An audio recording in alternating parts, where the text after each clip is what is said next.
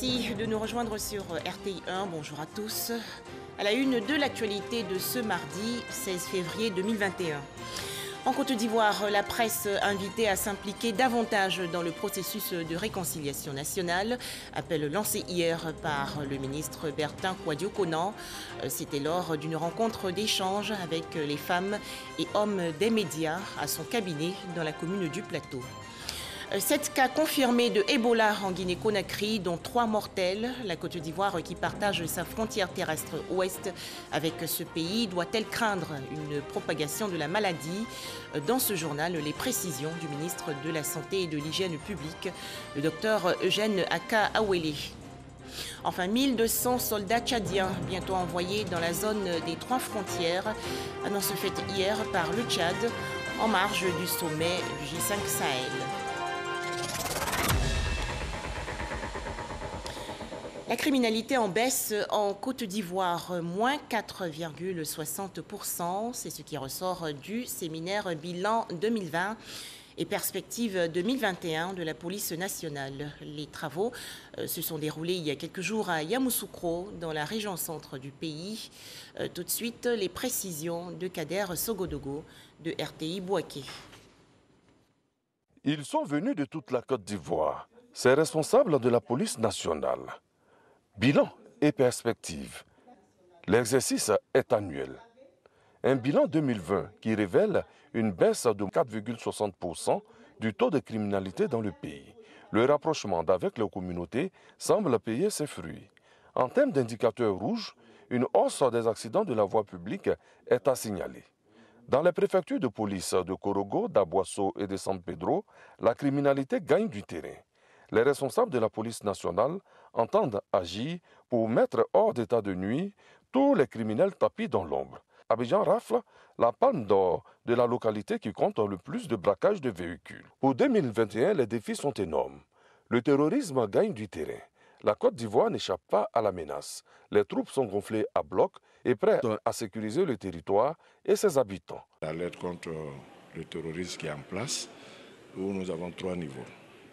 Le niveau gris, le niveau jaune et le niveau rouge, piloté par toutes les forces vives de la nation, les forces de défense et de sécurité, le ministre de l'Intérieur et le président de la République même qui déclare la zone rouge au cas où nous sommes confrontés à une attaque de terrorisme. Il y a des primo-intervenants, il y a des unités spécialisées dans les forces de défense et de sécurité. Au niveau de la police, nous avons la force de recherche et d'assaut de la police nationale. Au niveau de la gendarmerie, nous avons l'unité d'intervention de la gendarmerie nationale et nous avons les forces spéciales au niveau de l'armée. Donc tout ce monde-là travaille en parfaite collaboration pour venir à bout, n'est-ce pas, de ce fléau. Le premier niveau, le niveau gris, où nous faisons notre travail quotidien. Le niveau jaune, où nous commençons à avoir des informations, nous nous déployons. Et le niveau rouge, déclenché par le président de la République, lorsque l'attaque, c'est-à-dire les renseignements, n'ont pas pu faire l'économie d'une attaque et l'attaque a lieu. Nous avons des multitudes de forces, mais comment les forces là avancent, tout ça a été planifié. La police nationale, en 2021, entend créer une certaine synergie entre ces différents services pour plus d'efficacité. Premier grand défi, après les travaux de Yamoussoukro, la sécurisation des élections législatives prévues pour le 6 mars 2021. Toujours en Côte d'Ivoire, les journalistes invités à être le moteur de la réussite du processus de réconciliation nationale. Appel lancé hier par le ministre Bertin Kouadio-Konan. Le ministre de la Réconciliation nationale a échangé avec les femmes et hommes des médias à son cabinet dans la commune du Plateau. Le point, Moussa Konaté. Face à la presse, Konan Kouadio Bertin explique sa vision de la réconciliation. Le ministre de la Réconciliation nationale exprime sa volonté de relever le défi. Une tâche qu'il souhaite exécuter avec l'appui des journalistes. Nous avons pour mission de sensibiliser et éduquer les populations. Donc nous ne devons pas faillir à cette mission régalienne qui nous est dévolue. Donc nous avons intérêt, nous journalistes, à mettre tout en œuvre pour que la réconciliation soit une réalité en Côte d'Ivoire. Nous on va jouer notre partition. Il va falloir aussi que l'ensemble des acteurs politiques jouent la leur pour qu'en fait la Côte d'Ivoire puisse retrouver sa quiétude dont tout le monde a besoin. Un pays réconcilié, c'est un pays qui prospère et tout le monde en a besoin. La réconciliation n'est pas bonne pour la gauche ou pour la droite, elle est bonne pour tout le monde. Des acteurs des médias prêts à se joindre à l'action. Le ministre Kounakwa Bertin mesure bien l'importance de la presse dans la réussite de sa mission. J'ai aujourd'hui une priorité, c'est comment préserver la paix sociale, la quiétude, comment amener les Ivoiriens à cohabiter dans l'amour des uns pour les autres. Je ne peux pas réussir cette mission sans vous. Accompagnez-moi dans cette mission.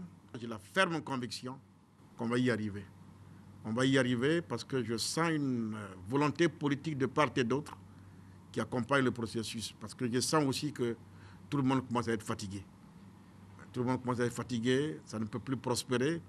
Donc, à la limite, je peux même vous dire que je viens au bon moment. Et donc, j'ai la certitude que les Ivoiriens vont se réconcilier. Depuis sa nomination, le ministre de la Réconciliation nationale, Kounakwa Bertin, multiplie les rencontres afin d'inviter les populations à la paix et à la cohésion. Dans l'actualité aussi, la troisième session extraordinaire de l'Organisation intergouvernementale d'information et de coopération pour la commercialisation des produits de la pêche en Afrique. Les échanges se sont déroulés par visioconférence.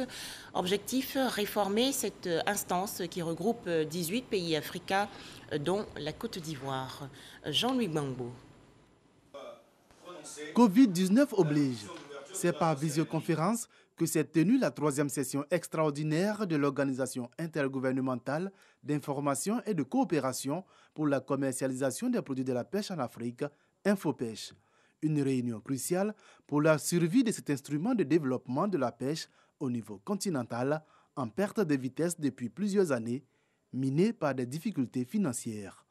Sous la conduite du ministre Moussa Dosso, les représentants des 18 États membres qui ont pris part à cette visioconférence ont décidé de réviser les textes réglementaires pour les adapter à l'évolution actuelle de l'environnement de la pêche. Plusieurs propositions, comme l'adoption d'un nouveau cadre organisationnel, la révision du mandat d'Infopêche ou encore l'ouverture d'une transition opérationnelle de 2 ans dirigée par la Côte d'Ivoire, ont été faites au terme des échanges. Des mesures qui devraient permettre à cette instance de sortir de sa léthargie et de mieux profiter de l'évolution positive de l'environnement politique et le dynamisme de la pêche et de l'aquaculture. Le commerce intrarégional des produits de la pêche représente 24% des volumes de denrées stratégiques échangés. Leur valeur a récemment été estimée à plus de 10 000 milliards de francs CFA par an. Bientôt, la réalisation de diverses infrastructures au profit des populations des régions et districts de Côte d'Ivoire. Plus de 500 millions de francs CFA investis dans ces projets à impact rapide.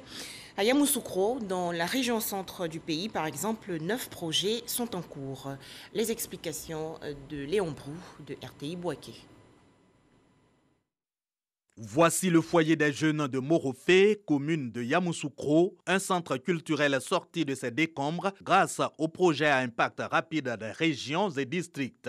Cette réhabilitation à l'initiative du district autonome de Yamoussoukro pour participer à la reconstruction sociale, économique et culturelle après les récents événements malheureux liés à l'élection présidentielle dans cette localité. Ce foyer de jeunes va nous permettre d'organiser la jeunesse, faire des expositions. Nous allons prendre soin de ce joyau afin que le président de la République ait aussi la vision pour d'autres villages et quartiers pour que cette cohésion continue. Cette remise de foyer, occasion d'un don d'équipement par les membres du gouvernement, cadre de la capitale politique, puis cap sur l'ex-marché Mofete. Ce site rasé dans le cadre de la réhabilitation de la voirie urbaine de Yamoussoukro en pleine mutation.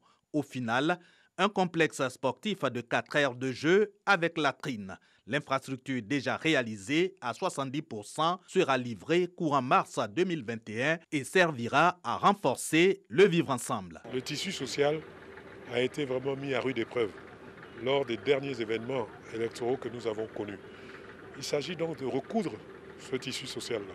Il s'agit de rapprocher les différents corps sociaux à travers des activités dans lesquelles ils se sentent impliqués et concernés. Et quoi de mieux que le sport pour rapprocher les jeunes. Donc nous avons volontairement choisi de le mettre à la jonction de Djoulabougou et des quartiers d'Ibaoulé. L'école et les activités génératrices de revenus, aussi au centre du projet à impact rapide, en témoignent les logements de maîtres de Ngatakro et les marchés modernes aux fruits et légumes de Morofé et Logbakro, de quoi favoriser l'autonomisation de la femme. Quand ça marche, c'est 200 000. Et que ça ne marche pas, c'est 100 000. Quand il pleut, on est obligé de courir pour aller Sianga. On a eu bon appartement aujourd'hui, puis on a déménagé pour aller là-bas. On est heureux pour ça. Logement de maître, foyer des jeunes, marché moderne aux fruits et légumes, centre de santé, bref, 9 réalisations du district autonome de Yamoussoukro, financées par la présidence de la République dans le cadre du projet à impact rapide des régions et districts, doté d'une enveloppe de 500 millions de francs CFA.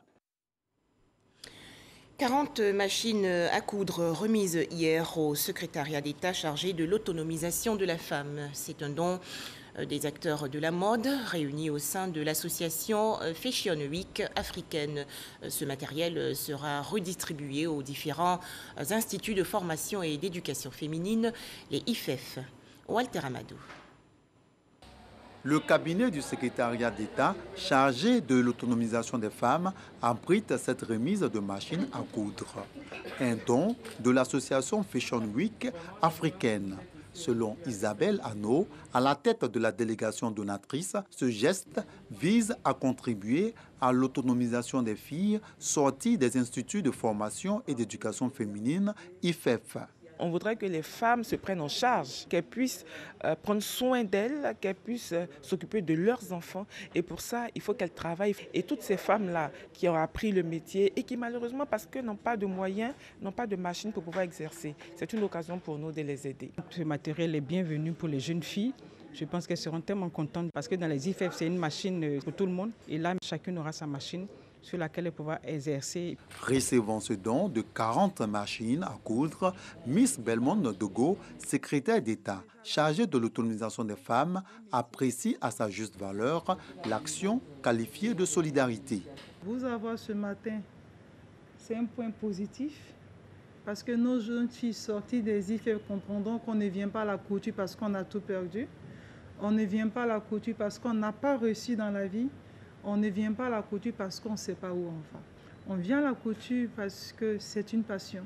Lorsque le styliste a conscience du potentiel qu'il a en lui, il vit pleinement son art. Ces machines seront distribuées de façon équitable dans 4 localités, à savoir Agboville, Bassam, Daloa et Guiglo. Pour les représentants des structures bénéficiaires, ce don vient à point nommé.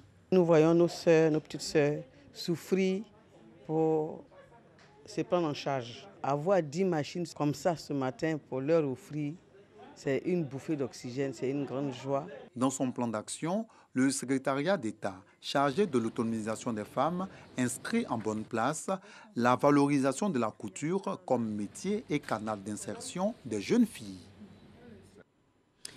Rappelons qu'il nous faut toujours respecter les gestes barrières pour freiner le coronavirus en Côte d'Ivoire et dans le reste du monde.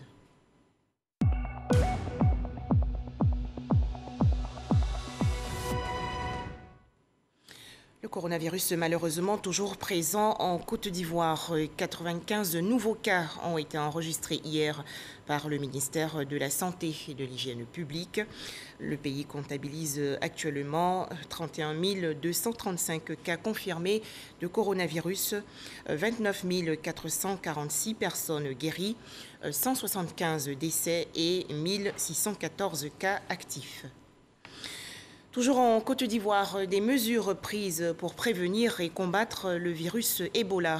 Le pays partage en effet sa frontière terrestre ouest avec la Guinée-Conakry, où 7 cas confirmés de Ebola, dont 3 mortels, ont été enregistrés récemment dans la région sud-est. Écoutons les précisions du ministre de la Santé et de l'Hygiène publique de Côte d'Ivoire, le docteur Eugène Akaawele.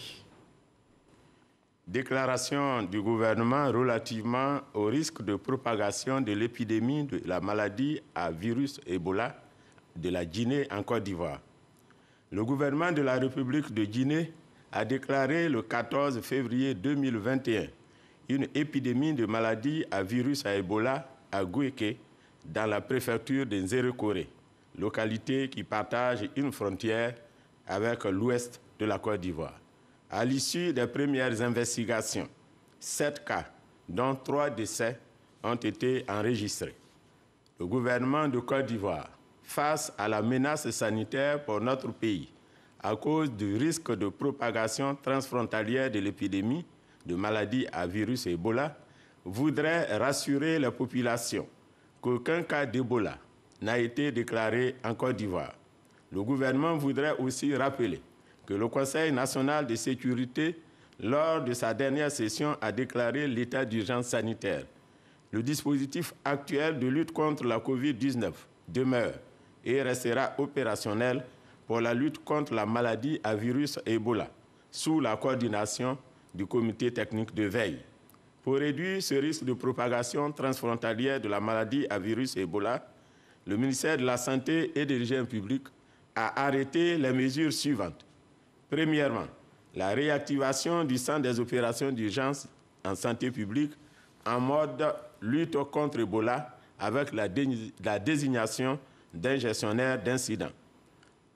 Deuxièmement, l'actualisation du plan national de préparation et de réponse à la maladie à virus Ebola avec la mise en fonction du centre de traitement Ebola de Mans. Troisièmement, la mise en mission des directions régionales de la santé, surtout dans les zones frontalières de Mans, de Guigoulo, d'Odiéné, de San Pedro. Ceci pour renforcer la surveillance à base communautaire pour la détection rapide des cas suspects de maladies à virus Ebola et également pour réactiver les comités de vigilance sanitaire des villages des localités frontalières et également de renforcer la surveillance des fièvres hémorragiques dans les établissements sanitaires.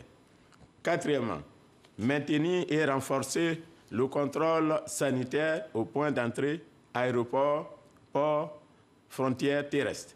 Cinquièmement, organiser l'information et la sensibilisation des populations sur les mesures de prévention de la maladie à virus Ebola sous le leadership des préfets des régions, surtout ceux partageant une frontière avec la République de Guinée. Par ailleurs, le ministère de la Santé et de l'Hygiène publique invite les populations au strict respect des mesures suivantes. Se laver régulièrement les mains à l'eau et au savon ou se frotter les mains avec une solution hydroalcoolique. Se désinfecter les sécrétions biologiques des malades avec l'eau de Javel. Se rendre immédiatement à l'hôpital en cas de fièvre, maux de tête, saignement pour bénéficier d'une prise en charge précoce. Limiter les mouvements transfrontaliers avec les zones affectées par la maladie à virus Ebola. Éviter les contacts directs avec les sécrétions biologiques des malades de la maladie à virus Ebola, comme les urines, les selles, le sang, le vomissement, les sueurs, etc. Éviter tout contact rapproché avec les personnes présentant les signes évocateurs de la maladie à virus Ebola, comme la fièvre, les maux de tête et les saignements. Éviter de se serrer les mains et de faire des accolades. Éviter de manipuler le corps pendant les rites funéraires. Le gouvernement rappelle que certaines mesures sont déjà en vigueur dans le cadre de la lutte contre la COVID-19 et en appelle donc au strict respect de toutes ces mesures si nous voulons être épargnés de la maladie à virus à Ebola. Le gouvernement insiste sur la responsabilité individuelle et collective dans cette lutte contre ces deux pathologies, c'est-à-dire Ebola et COVID-19. Je vous remercie. Toujours au chapitre santé, la célébration hier de la journée internationale du cancer de l'enfant. Les cancers, on le sait, sont la deuxième cause de mortalité chez l'enfant. En Côte d'Ivoire, a noté 900 nouveaux cas par an. Ces jeunes patients sont pour la plupart pris en charge au centre hospitalier universitaire de la commune de Trècheville. Patricia Etia. Comme chaque 15 février, c'est la journée internationale du cancer de l'enfant. Plus de 800 nouveaux cas sont recensés chaque année en Côte d'Ivoire, un nombre en augmentation selon différentes associations. C'est la société civile qui parle aux populations dans une démarche individuelle. Prenez soin de votre santé. Voilà les comportements à avoir pour éviter le cancer. voilà ce qu'il faut faire lorsque vous avez tel et tel signe. Il faut aller voir votre médecin, n'ayez pas peur. Et c'est la société civile qui pousse au dépistage précoce. C'est la société civile qui parle au gouvernement pour dire mettez en place une politique anti-cancer plus forte et plus déterminante. Madame Agba est maman de 4 enfants, dont un malade. Après une lutte contre le syndrome de Waardenburg, l'enfant a été touché par une leucémie à l'âge de 2 ans. Depuis le mois de septembre 2020, on a découvert que la petite a un cancer du sang. Donc on nous a dirigés à l'oncologie hôpital mère-enfant de Dégerville. Et ici, en tout cas avec les soins et les traitements, l'équipe est vraiment dynamique. Ils ont réussi à récupérer mon enfant parce que grâce à eux, elle va bien. Ce qu'il y a à améliorer avant tout, c'est la recherche. Il y a quand même très peu de fonds qui sont débloqués pour la recherche sur les cancers pédiatriques. À ce jour, 2 enfants sur 3 sont diagnostiqués à des stades tardifs, ce qui entraîne une mortalité élevée, avoisinant 40%. Le challenge, c'est de réduire le taux de diagnostic tardif afin d'améliorer la suivi des cancers de nos enfants.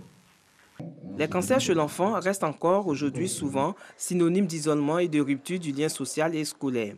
Il est nécessaire d'exiger la mise en œuvre de solutions concrètes pour aider les enfants et leurs familles avant, pendant et après la maladie. Autre actualité, la fête des amoureux célébrée le 14 février dernier. Pour la Saint-Valentin, les couples ont échangé des mots doux et autres présents comme preuve d'amour.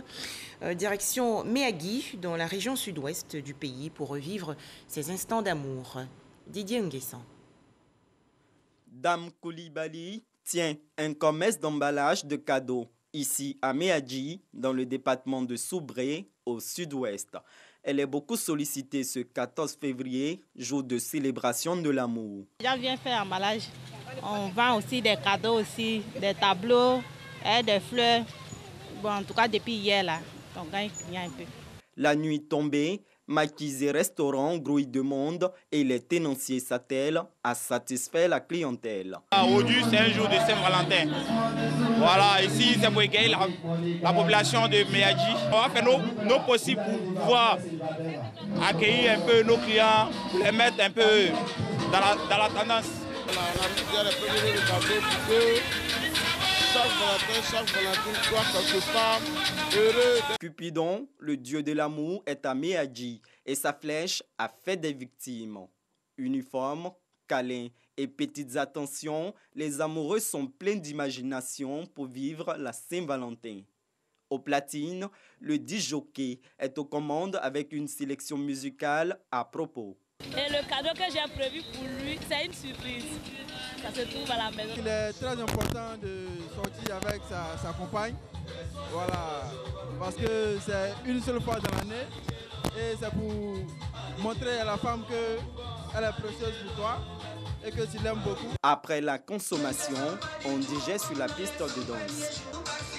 L'amour se décline aussi entre amis ou frères pour ceux qui ne sont pas engagés dans une relation amoureuse. Je suis avec mes camarades, je suis venue m'amuser avec eux. Donc, je souhaite bonne fête à tous les amoureux. Les disciples de Cupidon, quant à eux, pourront prolonger la soirée et compter fleurettes loin de notre caméra. Parlons encore d'amour avec la présentation du nouvel ouvrage de l'écrivain ivoirien Louisiano Ndou. C'était le 11 février dernier dans la commune d'Adjamé. Cette œuvre relate l'histoire d'un homme et d'une femme en couple qui succombent aux tentations extra-conjugales. Les détails, Franck Quadio. Qu'est-ce qui ne va pas? Rouge, comme la passion dévorante. Justement, nous sommes dans la semaine de l'amour. Et la nouvelle collection du Fratmat Édition s'inscrit dans la dynamique Passion dévorante, un texte à l'eau de rose et à la sauce africaine. Cette collection, c'est une collection qui célèbre l'amour. L'amour, je dirais avec glamour, mais c'est une collection qui dépeint des réalités de la vie de couple ou de la vie sentimentale. Il y a des hauts, il y a des bas, il y a beaucoup de passion. Il y a parfois des moments difficiles. Nous voulons montrer comment les Africains savent aimer avec leurs coutumes, en intégrant leurs valeurs, comment on respecte sa belle-mère quand on veut réussir sa vie sentimentale. L'amour sous toutes les formes et toutes les couleurs. Ce ne sera pas un roman comme les autres, où tout est rose, où tout est beau, mais là, nous serons confrontés à des problèmes et comment régler ces problèmes. Le quotidien célèbre aussi les femmes de l'entreprise.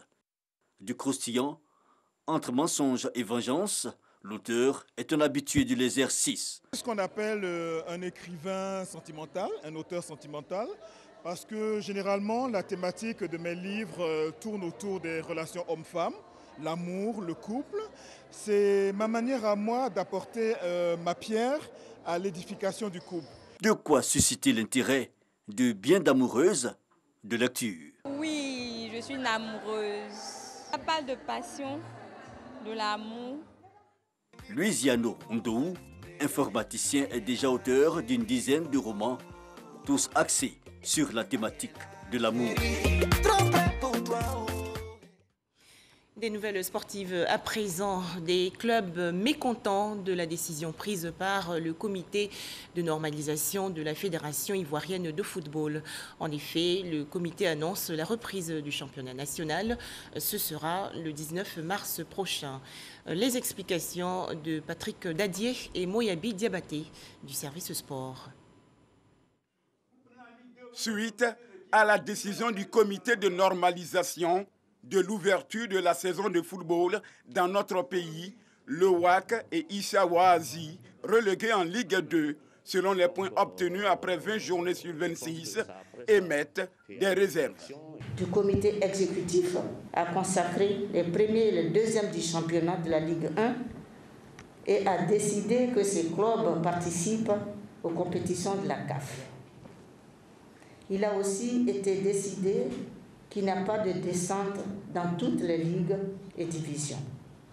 Il est important d'indiquer que la décision susmentionnée du comité exécutif de la FIF a été approuvée par les membres actifs de la FIF lors de l'Assemblée générale ordinaire tenue le 4 juillet 2020 à Yamoussoukro. Pour Issawazi, cette décision qui profite au club du haut tableau doit également profiter au club logé au bas du tableau. Issawazi considère qu'il serait injuste et inéquitable de faire deux poids, deux mesures. Notre interpellation, c'est vraiment de demander une doléance au comité de normalisation de vraiment se pencher sur la situation. Une reprise qui constitue un ouf de soulagement pour certains acteurs du football local semble être une pilule difficile à avaler pour d'autres clubs compte tenu du système de relégation et de montée. Des images à présent. Bientôt l'envoi de soldats tchadiens dans la zone des 3 frontières. En marge du sommet des 5 pays du Sahel avec la France, à N'Djamena, la capitale tchadienne, le président Idriss Déby Itno a en effet annoncé hier l'envoi de 1200 soldats tchadiens dans cette zone entre le Mali, le Niger et le Burkina Faso. Objectif, lutter contre les combattants djihadistes. Enfin, la musique salsa en deuil. Le légendaire musicien Johnny Pacheco, considéré comme l'un des pères de ce rythme, est décédé hier à New York, aux États-Unis, à l'âge de 85 ans. Johnny Pacheco avait été hospitalisé pour une pneumonie. Voilà, merci de nous avoir suivis. Bon après-midi à toutes et à tous.